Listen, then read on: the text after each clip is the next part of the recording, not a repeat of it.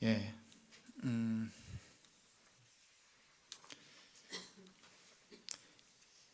제목이 불편하죠? 불편하십니까?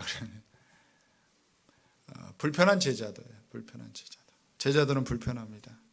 자, 여러분 익숙함, 그 편안함, 안정감을 누구나 누리고 싶어해요. 또 그런 자리가 있어요. 그래서 편안한 곳, 익숙한 곳에 늘 우리가 서 있길 원하고 가길 원합니다. 관계에서 그런 사람도 만나길 더 원하지, 불편한 관계에 있는 사람을 만나길 원하지 않죠. 우리가 가정도 힘든 하루 일을 마치고 집에 돌아갈 때 기대감이 있고, 집에 가면 왜 어떤 기대감이 있습니까? 안정감이 있고 편안함이 쉴 수 있는 그런 곳이기 때문에 집으로 돌아가는 길이 힘들어도 편안한 곳이고, 그런 것입니다. 예배 시간에 여러분 자기 자리가 있죠? 앉고 싶은 자리, 늘 앉아있는 자리가 있습니다. 그것이 편안해요. 그 자리에 누가 앉아있으면 굉장히 불편합니다. 딴 곳에 앉아있으면. 그게 우리의 어떤 습관 속에 있습니다. 자, 여러분, 새로운 것, 경험하지 못한 것에 대한 이 불편함과 기대는 항상 같이 있어요. 그 둘 중 어떤 것이 큰가에 따라서 새로운 환경이나 또 만족스러운, 그 환경이 만족스러운지 불만족스러운지가 결정됩니다. 새로운 곳에 갔어요. 새로운 직장에 갔어요. 새로운 사람을 만났어요. 참 좋다. 새로운 환경이 너무 좋다.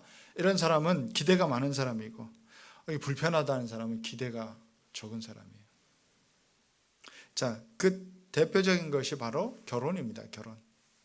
결혼은 심리학에서 위기 중에 위기라고 분류합니다. 왜 결혼이 위기입니까, 여러분? 결혼만큼 기존의 우리의 삶의 어떤 방식, 삶의 태도에서 완전히 벗어나서 새로운 삶의 방식을 나 혼자 시작하는 것이 아니라 함께 시작하는 것. 그러니까 위기입니다. 위기. 그래서 여러분, 결혼을 사랑해서 하죠? 사랑해서 결혼을 하는데 전혀 다른 사람을 만납니다.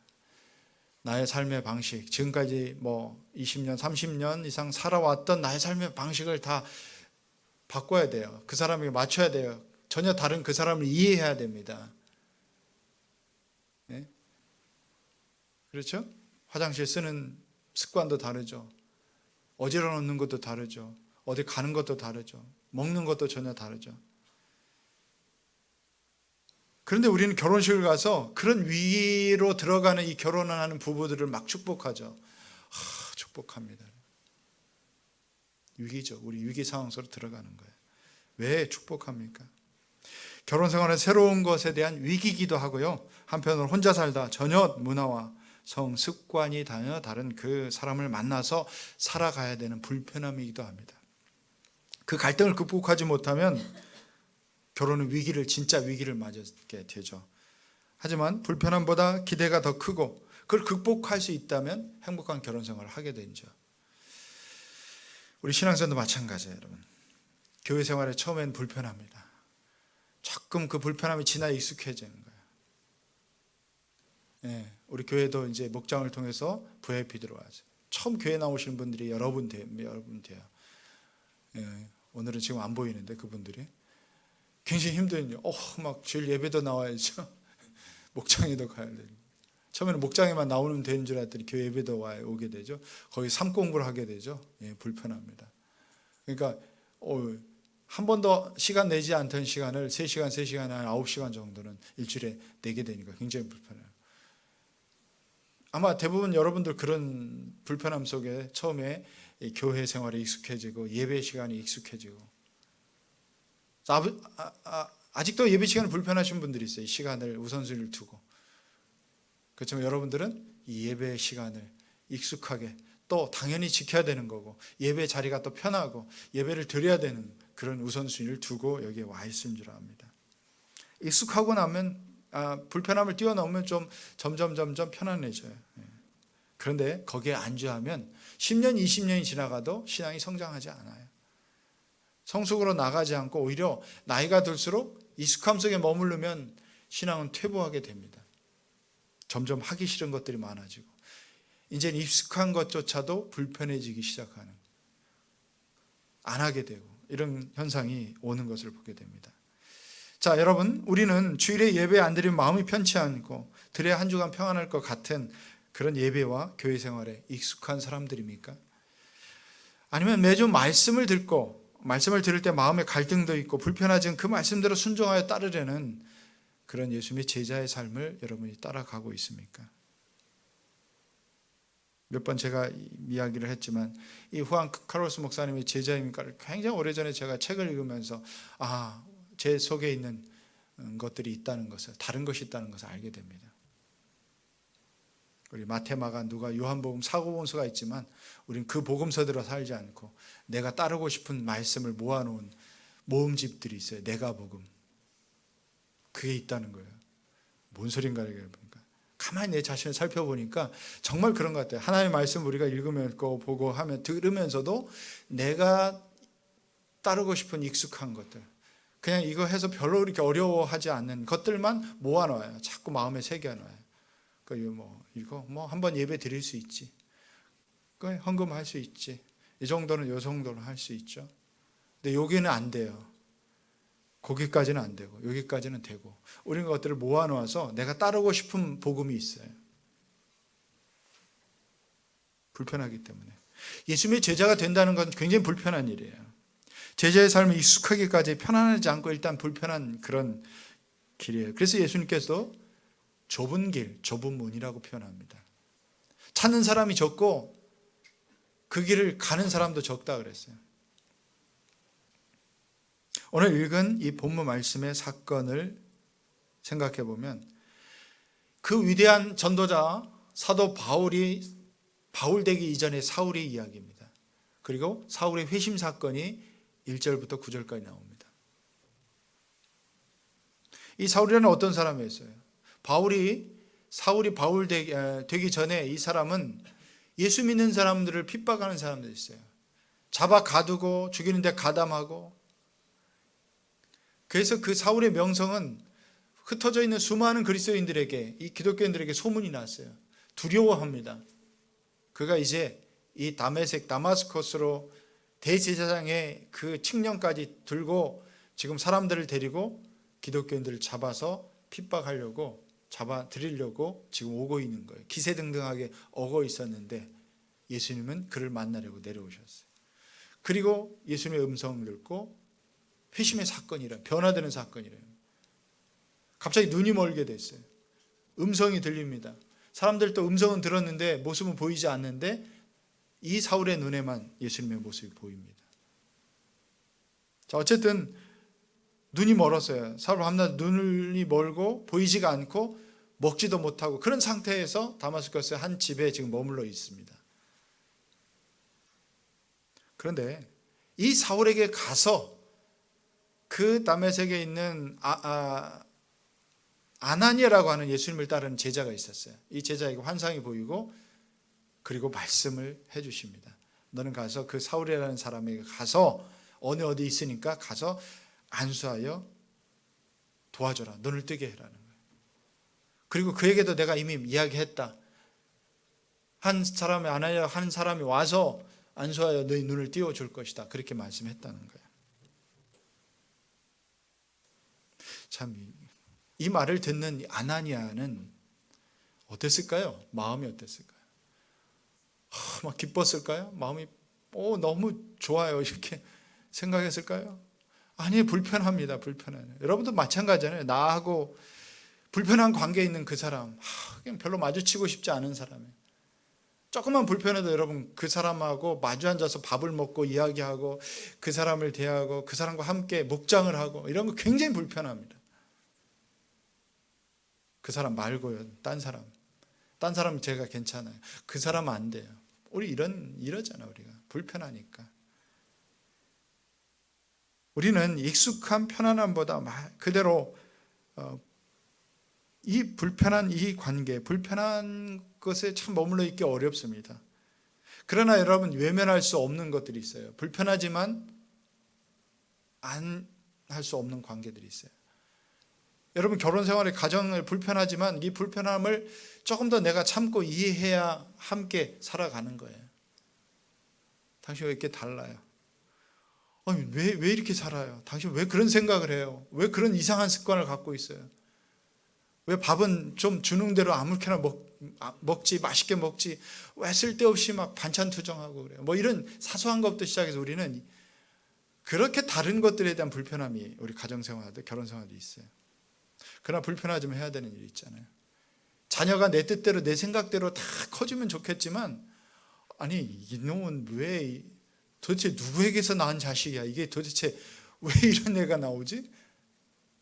내가 낳은 자식도 때로는 이렇게 생각할 때가 있어요. 내 뜻대로 고무고 말을 잘 듣고 공부 잘하고 순종하고 이래야 되는데 전혀 잘하면서 정말 패주고 싶은 그런 시기가 있잖아요. 패주고 싶은, 차마 그렇지는 없지만 그런 자녀를 불편해요. 그런데 내 자녀니까, 나에게 맡겨진 자녀니까 책임지고 양육하잖아요. 힘들어도 받아들이고, 나중에는 크겠지, 좀 철이 들겠지, 성장하겠지, 정성스럽게 양육하는 거예요. 불편하지만 우리가 직면해야 되는 일들이 있고 그 진실이 있어요. 우리 여자분들은 나갈 때 이제 화장을 하잖아요. 맨 얼굴로 나가시는 분들이 별로 없어요, 사실은. 요즘 남자들도 화장하고 나가는데 여자들은 화장하고 나갑니다. 화장 지울 때 불편한 진실이 있잖아요. 화장을 딱 지우면서 거울 앞에 서는 이 불편한 진실을 우리가 안 볼 수는 없잖아요. 그러면서 여러분 계속 나는 왜 이럴까, 내 얼굴은 왜 이럴까, 어디부터 고칠까부터, 이런 건 아니죠. 받아들여야 되는 게 있어요. 그냥 받아들이세요. 일단은 받아들이더라도, 그렇지만 어쨌든 가꿔야죠. 가꾸고 그래야죠. 그래야 모든 관계들이 있죠. 우리 한국 교회가 굉장히 많이 성장했어요. 엄청난 성장을 거듭했는데 지금 한국 교회가 숫자가 계속 줄고 있어요. 한 해에 없어지는 교회, 세워지는 교회가 저희 말해서 200개라면 없어지는 교회는 한 300개쯤 돼요. 문을 닫는 교회. 이제는 어떤 쇠퇴기에 접어들었어요. 물론 아직도 세계에 몇 대 교회들이 10대 교회 안에 대부분 한국 교회가 들어있어요. 숫자적으로 볼 때. 그렇다고 이 세상에, 이 사회에 그만한 영향을 주고 있냐는 거죠. 인구의 한 18%, 20% 가까이 교회 다니는 사람이지만 그건 굉장히 거의 복음화에 가까웠다. 대한민국이 복음화에 가까웠다고 할 정도로 그 많은 퍼센티지를 차지하고 있지만, 일제강점기 때 초창기에 우리 한국 교회가 줬던 한 1%도 안 되는 그 인구가, 기독교인들이 전체 세상에 주는, 사회에 미쳤던 선한 영향에 비하면 말도 안 되게 적어요. 적다는 통계가 나와서. 그런 불편한 진실을 우리가 직면하고 있는데 이게 어떻게 해야 될 것인가? 교회는 어떤 모습으로 세워져야 될 것인가? 우리가 고민하게 됩니다. 우리의 삶도 마찬가지예요. 본문의 이런 상황들 다시 한번 보면 지금 어색합니다. 힘들어요. 아나니아에게 하신 이 주님의 말씀이 불편합니다. 사실 이 아나니아라고 하는 제자는요, 어떤 이전에도 환상을 본 적이 있는 것 같아요. 보면 이것 때문에 막 갑자기 환상이 보이는데 이게 웬 환상이, 엄청 놀라고 말씀이 들려오는 것에 막 까무러치고, 이거 굉장한 일이잖아요, 여러분. 그런데 여러분, 그걸 굉장한 일로 받아들이지 않고 익숙해 있습니다. 말씀을 듣고 하는 것에, 생활하는 것이 익숙해 있는 그런 제자예요. 자, 보세요. 말씀을 듣고 아멘 함으로 응답하는 것에 익숙한 사람이에요. 주님 말씀하시니까, 주님 제가 여기 있습니다. 예, 말씀하세요. 문제는 그 다음에 들려주는 11절의 말씀이에요. 주님께서 아나니아에게 말씀하셨다. 일어나서 고든 길이라 부르는 거리로 가서 유다의 집에서 사울이라는 5사람을 찾아라. 그는 지금 기도하고 있다. 그는 환상 속에 아나니아라고 사람이 들어와서 자기에게 손을 얹어 시력을 회복시켜 주는 것을 보았다. 환상 속에 그 그림이 보인 거예요. 보여주신 거죠. 구체적으로 지시합니다. 가서 그렇게, 아나니아야 가서 사울이라는 사람을 찾아서 그렇게 하라는 거예요. 순종하기 쉽겠어요? 여러분 같으면 어떻겠습니까? 불편하니까 13절에 아나니아가 대답합니다. 주님, 그 사람은 우리가 모르는 바가 아닙니다. 그가 예루살렘에서 주님의 성도들에게, 그냥 성도 아니 주님의 성도들에게 얼마나 해를 끼쳤는지를 나는 많은 사람들에게 들었습니다. 심지어는 14절 보세요. 그리고 그는 주님의 이름을 부르는 사람들을 잡아갈 권한을 대제사장들에게 받아가지고 여기에 와 있습니다. 주님도 아시잖아요. 어떤 상황인지, 그 사람이 어떤 사람이었는지를 주님도 알고 저도 알고 우리 여기 이 다메섹에 사는 많은 그리스도인들이 다 손으로 들고 알고 다 긴장하고 어려움 속에 있어요. 예, 다 아는 산 일들이에요. 자, 주님이 찾아가라고 한 그 사람에 대해서 더 이상 설명이 필요 없어요. 주님도 알고 아내도 알고 그 지역에 다 기독교인들 다 아는 거예요. 우리를 잡아 죽이려고 잡아 쳐넣으려고 핍박하려고 지금 찾아왔던 사울이란 말이에요. 근데 그 사람에 가서 지금 선을 행하라는 거예요. 그 사람의 눈을 띄워달라는 거예요. 그 사람이 지금 눈이 안 보이는 게 얼마나 사람들에게 지금 다행인지 몰라요. 어디가 아픈지 죽을 병에 들었는지 지금 잠잠히 꼼짝 않고 이 소문만 들리는 거예요. 어디 집에 들어가 지금 앞이 안 보인다 하더라. 얼마나 기쁜 소식이. 야, 그 사람 좀 죽었으면 좋겠다. 그 사람 지금 여기 없어진 얼마나 다행인데 가서 눈을 띄워주고 지금 하라는 거죠. 이게 얼마나 불편한 진실입니까?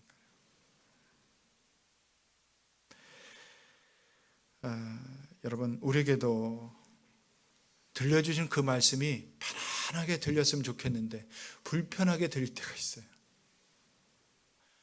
오늘 여러분들이 설교를 들으면서 그동안 수많은 설교를 들었어요. 말씀을 보고 직면해야 될 불편한 일들이 얼마나 많이 있습니까? 내가 듣기 순종하기 힘든 일들이 있어요. 힘든 말씀들이 들려올 때 마음이 불편해져요.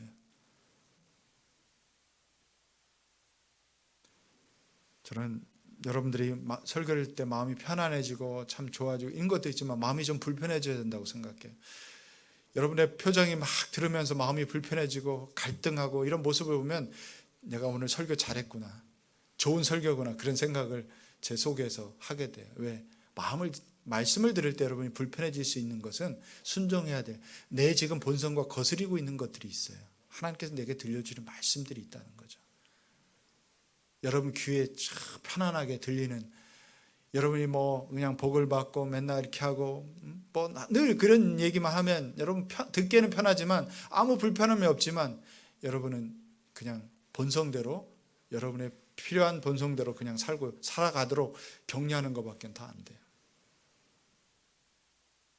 아나니아는 환상에 익숙한 사람이고 어떻게 보면 기도하면 병이 낫는 신유의 은사도 갖고 있는지 몰라요. 특별히 아나니아를 지목해서 아나니아에 가서 그 눈에 손을 얹고 치유하라. 물론 하나님의 능력을 통해서 치유하는 거죠. 근데 아나니아의 속마음은 제가 다른 사람에게 가서는 다 그렇게 할 수 있어요. 근데 그 사람은 안 돼요. 그 사람만 아니랍니다. 이건 너무 좋은 일이에요. 가서 치료하고 안수해서 기도해요. 근데 그 사람만 아니면 좋겠어요. 여러분 질문합니다. 신앙의 성장이 여러분에게 기대되는 것입니까? 아니면 불편한 것입니까? 에베소서가 여러분 익숙합니다. 일주일에 한 번 주일에 교회 오는 거 익숙하기까지, 불편하지만 익숙하기까지 참 오랜 시간이 걸렸어요. 교회 사람들 처음에 낯설지만 여기 익숙해지는까지 또 오랜 시간이 걸렸어요. 처음 신앙생활 때는 모든 것이 익숙하거나 편안하지 않았을 겁니다. 여러분 목장에 참여하는 거 매주 하는 것들이 익숙하지 않아요. 불편했을 거예요. 그런데 어느 순간 그것이 익숙해지고 또 기쁨이 생겨요. 감사가 넘치고. 그렇지만 우리가 점차 불편해도 해야 될 일이 있어요. 그것이 이제 익숙해지고 편안해진 때도 있습니다. 그렇지만 여러분 불편해도 해야만 될 일들이 있어요. 주님 우리에게 말씀하신 것들, 섬기는 일에 말씀하셨고요. 누구든지 크고자 하는 자는 종이 되어야 되고 섬기는 자가 되어야 된다. 이런 말씀을 우리가 순종할 때 어떤 일에 적용해야 될까요? 가정에서도 여러분 적용해야 되죠. 내가 섬기는 자가, 아내를 섬기는 자가 되고 남편을 섬기는 자고 자녀를 섬기는 자가 되고 교회 안에서든 목장 안에서도 내가 섬기는 자가 되어야 되는 거예요. 이게 제자들의 삶이고 이게 불편해도 해야 될 일들이 있어요. 우리 목자 목녀들의 그 시간들이 참 지나면서 고백하는 것들이 달라져요. 이야기하는 것들이, 간증을 듣다 보면 삶의 어떤 내용이 달라져요. 어제도 평신도 세미나 가서 우리 간증한 목녀가 있어요. 그 말이 맞아요. 처음에 정말 불편했다 그래요. 밥하는 게 얼마나 불편한지. 밥하는 게 제일 못하는 건데 밥하는 게 못하는 거예요. 그 익숙하기까지 얼마나 많은 시간들이 있겠어요. 얼마나 많은 갈등들이 있었겠어요. 그런 해야 될 일이 있어요. 해야 될 일이에요. 자기를 부인하는 일이에요. 이런 것들은 마음으로 품고 사람들을 섬겨야 되는 거죠. 마음이 불편하지만 웃음으로 또 맞이해줘야 될 사람이 있고, 힘들지만 반응이 없지만 계속해서 연락하고 섬겨야 되는 거. 도대체 이번에 오늘은 올까 말까 막 생각하면서 많은 갈등들이 있잖아요. 그러나 해야만 하는 일들이었어요. 나중에 보면 와서 이 맛없는 밥을 맛있게 먹어주는 것이 정말 기쁜 거예요. 감사한 거. 불편한 일도 반복하고 순종하다 보면 나중에 정말 사람들의 변화들이 기쁘고 감사하다는, 이게 우리의 삶에 어떤 나타나는 우리 목자 목녀들 간증을 제가 들으면서, 예수님을 따른다는 것은 불편하지만 그렇지만 해야 되는 일들 속에서 섬길 때 그 열매가 오고 그 열매를 보면서 기쁨이 생기는 거죠. 여러분, 예수님의 제자의 삶을 산다는 것은 어떻습니까? 불편해도 자기가 지고 따라가는 십자가가 있다고 주님 말씀하십니다. 마태복음 16장 24절 말씀 봅니다. 같이 한번 읽어볼까요? 시작. 그때 예수께서는 제자들에게 말씀하셨다. 누구든지 나를 따라오려거든 자기를 부인하고 제 십자가를 지고 나를 따라오너라. 자기 십자가를 지고 나를 오너라고 주님 도전하시고 우리에게 말씀하십니다. 자기가 져야 될, 힘들고 불편하지만 십자가는 불편한 거예요. 누구도 그 십자가를 지고 싶지 않아요. 때로는 누군가 누구를 책임지는 일은 불편한 일이에요. 누군가 누구를 돌봐야 되는 불편한 일입니다. 심지어는 내가 내 자녀인데도 자녀를 양육하고 키우는데 얼마나 많은 눈물과 한숨과 힘듦이 있습니까? 전혀 다른 사람들이 만나서 함께 살아가는 이 부부간에도 얼마나 많은 십자가가 있는지 몰라요. 내가 져야 될, 내가 양보해야 될, 내가 참아야 될, 이 불편함을 뛰어넘어야 될 일이 얼마나 많은지 몰라요. 목장에서도 섬기고 여러분 교회에서도 섬기는 일들 불편하지만 우리가 해야 될 자기 십자가가 있는 거예요. 그런데 그 앞에 뭐가 있어요? 자기 십자가를 나를 따라오너라. 그 앞에 자기를 부인하고, 예수님 말씀하시네요. 이 자기를 부인하는 일이 돼야 자기 십자가를 지고 따라가는 거죠. 이게 예수님을 따라가는 제자의 삶이에요. 자기를 부인하는 것. 여러분, 이게 가장 힘든 것이죠. 불편함을 뛰어넘는 건 자기를 부인하는 일이에요. 우리는 자기 부인하는 말보다 자기 강화라는 말을 훨씬 더 좋아합니다. 자기를 보호하고 자기를 강화시키는 것이 얼마나 이 시대에 매력적인지 몰라요. 수많은 학력과 수많은 스펙을 쌓는 것이 우리 청년들부터 우리 많은 사람, 명예가 필요하고 이런 스펙이 필요하고 여기에 필요한 조건이 필요하고,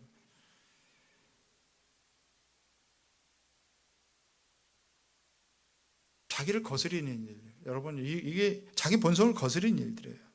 우리는 편안한 관계, 편안한 일에 너무나 익숙해 있어요. 거기 머무르고 싶어요. 안주하고 싶어요. 그런데 주님은 자기를 부인하고 자기 십자가를 지고 나를 따라오너라 그랬어요. 매일 우리는 이 자기 부인이 안 되면 이 불편함을 뛰어넘을 수가 없어요. 왜? 예수님을 따르는, 그리고 예수님 말씀하시는 제자들의 삶이라는 것은 굉장히 불편함들이 항상 다가오는 일들이에요. 내가 써야 될 이 물질을 아껴서 누군가를 섬기는 일이다. 내가 편안하게 누릴 시간을 누군가를 위해서 내가 시간을 떼어놓고 그 사람을 섬기는, 그 사람을 위해서 내가 사용할 수 있어야 되는데 이게 불편한 거죠. 거기까지가 불편한 거예요. 지금 아나니아가 이 불편한 사람, 만나고 싶어 하지 않은, 아니면 외면하고 싶어 하는 이 사울에게 나가서 그 눈을 띄워주고 그를 위해서 도와주고 그렇게 하라는 것은 굉장히 불편한 일이에요. 순종하기가 어려운 일이에요. 그래서 지금 아나니아도 주님 이 사람이 이런 사람이잖아요. 이 사람이 항변하죠. 우리 지금 계속해서 우리 살아가면서 그런 불편한 관계들, 불편한 사람들을 늘 마주하고 있잖아요. 나를 불편하게 직장의 동료, 상사도 있고요. 오늘은 좀 안 봤으면 속이 편한 사람도 있고요. 시도도 없이 전화해서 잔소리하는 시어머니도 있고요. 네. 때마다 얄밉게 하는 며느리도 있고, 그가 보고 싶지 않지만 불편한 관계에 있지만 우리는 그런 속에 살고 있는 거예요. 받아들이고 용납하고 사랑하는 말씀, 몹시 불편합니다. 여러분, 자기 부인 없이 이걸 따르기 쉽지 않은 거죠. 그죠? 오늘 시대에 우리가 예수님을 따르는 이 제자의 삶이라는 것은 이 불편한 일이지만 불편한 진실을 마주해야 되고요. 불편하지만 그것을 뛰어넘어 순종하는 그런 데까지 나아가야 되는 것이라는 거죠. 오늘 본문에서 불편함에도 불구하고 지금 아나니아가 결국 순종하고 따라갑니다. 17절 보세요. 그래서 아나니아가 떠나서 그 집에 들어가 사울에게 손을 얹고 형제 사울이여, 그대가 오는 도중에 그대에게 나타나신 주 예수께서 나를 보내셨소. 그것은 그대가 시력을 회복하고 성령으로 충만하게 되도록 하시려고 하는 것이요라고 말하였다. 자, 여러분, 형제 사울이라고 부릅니다. 가서 순종하고 가서 그를 나의 왼수가 아니라 나의 형제로 받아들인다는 거죠. 왜 그랬을까요? 왜 이렇게 순종하는 데 갔습니까? 내가 마주해야 될 불편한 그거보다 지금 내가 순종함으로 얻어지는 결과에 대한 기대가 훨씬 더 컸기 때문에 그런 거예요. 15절, 주님께서 그에게 말씀하셨다. 가거라, 그는 내 이름을 이방 사람들과 임금들과 이스라엘 자손들 앞에 가지고 갈 내가 택한 내 그릇이다. 그가 내 이름을 위하여 얼마나 많은 고난을 받아야 할지를 내가 그에게 보여주려고 한다. 이게 아나니아가 질문했던 것에 대한 예수님의 답입니다. 지금 사울을 택하셔서 이방인을 위한 사도로 나의 택한 그릇으로 그에게 많은 또 복음을 전할 사용할 나의 그릇으로 나의 일꾼으로 삼겠다는 이 말씀을 해주세요. 내가 그 사람을 외면할 수도 있어요. 그 사람에게 나와 관계는 굉장히 불편할 수도 있어요. 그런데 오늘 그를 받고 그를 형제로 세우고 그에게 선한 도움을 주라는 거예요. 섬기라는 거죠. 아나니아가 주님의 그 말씀을 들을 때 기대감이 생긴 겁니다. 나는 지금 잠시 불편해요. 그 사람에 가서 도움을 주는 것이 불편하고 이 시간을 내야 되고 그 불편한 마음을 뛰어넘어야 되고요. 그래서 순종하는 것이 쉽지 않지만 주님께서 이 사울을 통해서 이 사람을 통해서 하실 일들이 기대가 큰 거예요. 하나님이 하실 일을 기대한 거죠. 거기에 가치를 부여하고 그것에 대한 기대감이 있기 때문에 오늘 이 아나니아는 이 불편함을 뛰어넘어서 순종하는 데까지 간 겁니다. 사랑하는 여러분, 불편함을 뛰어넘어서 순종하는 데까지 나아가는 거. 우리가 항상 그런 데까지 가는 것은 주님께서 이 일을 통해서 하실 일들을 기대할 수 있기 때문에 그런 것입니다. 그걸 기대해야 돼요. 지금 내가 저 사람을 섬기라고 저 사람을 위해서 뭔가를 도우라고 하는 것은 불편하지만 그 내가 자기를 부인하는 일이지만 이것을 뛰어넘어서 그 일을 순종할 때 하나님께서 그 일을 통해서 이 사람을 통해서 하실 일들이 기대가 되기 때문에 우리는 그것을 순종하면 하나님이 그 일을 통해서 복을 주십니다. 은혜를 주세요. 이런 것을 한 번 더 경험하고 두 번 경험하고 세 번 경험하고 하나님이 하실 일들을 경험하면서 우리는 점점 우리가 성숙해지는 거예요. 점점 예수님의 제자의 모습을 닮아가는 거예요. 예수님을 닮아가는 거죠. 이게 우리 하나님께 주신 은혜의 경험이죠. 불편하지만 불편함을 뛰어넘어서 내가 일에 순종하고 그 일을 섬길 때 하나님 하실 일을 기대하는 거죠. 우리 목자 목녀들이 섬기면서 처음에 불편해요. 불편하지만 그 불편함을 뛰어넘을 수 있는 것은 하나님 보여주시는 것들이 있기 때문에 그래요. 그 한 사람 한 사람을 변화시켜가고 그 한 사람 속에 이루어가시는 일들을 통하여 내가 하나님 앞에 성장해 가는 거죠. 기쁨이 생기는 거죠. 나중에 지금은 아니지만 나중에 그 어떤 기쁨의 열매들이 하나님 거두게 하실 거예요. 그게 내가 밥하고 섬기고 내가 또 하는 사람들을 돌아보고 시간을 내야 되는 그 불편함보다 그보다 훨씬 크고 놀랍기 때문에 오늘 나는 그것을 순종하고 나아가는 거예요. 물론 지치고 힘든 일도 있죠. 피곤할 때도 있어요. 그렇지만 하나님께서 주시는 그 힘이 있어요. 여러분, 예수님의 산상수훈, 마태복음 5장에 나오는 산상수훈을 쭉 읽어보세요. 불편한 거 투성이에요. 이 말씀을 순종하는 것은 굉장히 불편한 일이에요. 그죠? 근데 예수님 말씀하시고 이렇게 하라는 거죠. 몇 가지 예를 들어볼까요? 오른밤을 치거든 왼편도 돌려대면 무슨 얘기예요? 내 앞에 신호도 무시하고 팍 끼어드는 이 차를 보면서 욕이 나오는데, 화가 나는데, 갑자기 나를 불편하게 하는, 나한테 막 이렇게 하는데 내가 정말 가서 오른뺨에 아니라 양뺨을 좀 한 번씩 때려주고 싶은 사람 있잖아요. 근데 내 왼뺨 편도 때려주라는 거야. 더 친절하게 양보하라고요? 속옷을 가지고 가는 자에게 겉옷까지도 가지게 하라. 이 돈 없으면 나도 힘든데, 너로 오리로 같이 동행하려고 하던 심리까지도 함께 동행하라는 거예요. 피곤해 죽겠는데 어떻게 그 많은 시간을 도와주고 들어줄 수 있냐는 거지. 내게 구하는 자에게 주라. 내게 구하는 자에게 주고. 아니, 베풀게도 좀 그나마 이쁘게 보여야지. 얄밉게 하는 저 사람을 어떻게 구하는데 내가 도와줄 수 있겠어요? 마음에 안 드는데도. 불편한 투성이잖아요, 우리가. 이 말씀을 순종하는 거예요. 누가복음 10장에 보면 선한 사마리아인의 비유 이야기가 나옵니다, 여러분. 아시잖아요. 강도 만난 자의 누가 이웃인가를 이야기하고 있어요. 그 사람이 지금 피 흘려서 죽어가고 있어요. 쓰러져 있는데 제사장이 그냥 지나갑니다. 품위를 손상시키고, 레위인이 지나가죠. 시간이 없어요. 여러 이유가 있었습니다. 합당한 이유들이 있었어요. 그러나 이 불편함을 내가 감수하고 싶지 않은 거죠. 나 말고 시간이 많은 사람, 나 말고 저 힘이 있는 사람, 뭔가 이 사람을 도와줄 사람이 있겠지. 그리고 외면하고 지나가요. 마지막에 사마리아 사람이 지나갑니다. 사마리아 사람이 예미라는 얘기를 들은 것은 그 당시에 사마리아 사람은 굉장히 좀 유대인들이 싫어하고 천시하던 사람이에요. 사마리아 사람 같은 사람이 아주 무시하던 사람. 이 사마리아 사람 여행 중에 그걸 지나가죠. 자기도 바빠요. 돈도 부족하고 목적지에 가야 될 여비도 부족했을 텐데 외면하지 못한 거예요. 이 사람을 나 아니면 도와줄 사람이 없는 거죠. 나도 불편하지만 내 돈을 떼어서, 여행 중에 있는 돈을 떼어서 이 사람의 치료비를 주고 맡기고, 부족하거든 내가 와서 갚겠다고 보증까지 끝까지 책임지는 모습을 보입니다. 예수는 말씀합니다. 이게 바로 자기를 부인하고 자기 십자가를 지고 나를 따라오는 제자의 삶이라는 거죠. 말씀 맺습니다, 여러분. 예수를 따르는 제자의 삶이라는 것은 불편함을 뛰어넘을 수 있는 자기 부인이 있을 때 거기서 얻어지는 하나님의 놀라운 은혜를 경험하게 됩니다. 편안하고 익숙한 것에 그저 머물러 있지 말고 안주하지 마세요. 결혼생활도 마찬가지예요. 가정생활도. 여러분, 편안하고 익숙한 것에 너무 머물러 있으면 행복하지 못해요. 그냥 내가 하던 습관대로 살면 그 결혼생활은 순탄치 못합니다. 그걸 뛰어넘을 수 있는, 불편하지만 자기 부인하고 상대방을 위해서 내가 배려하고 때로는 양보하는 것이 있어야 돼요.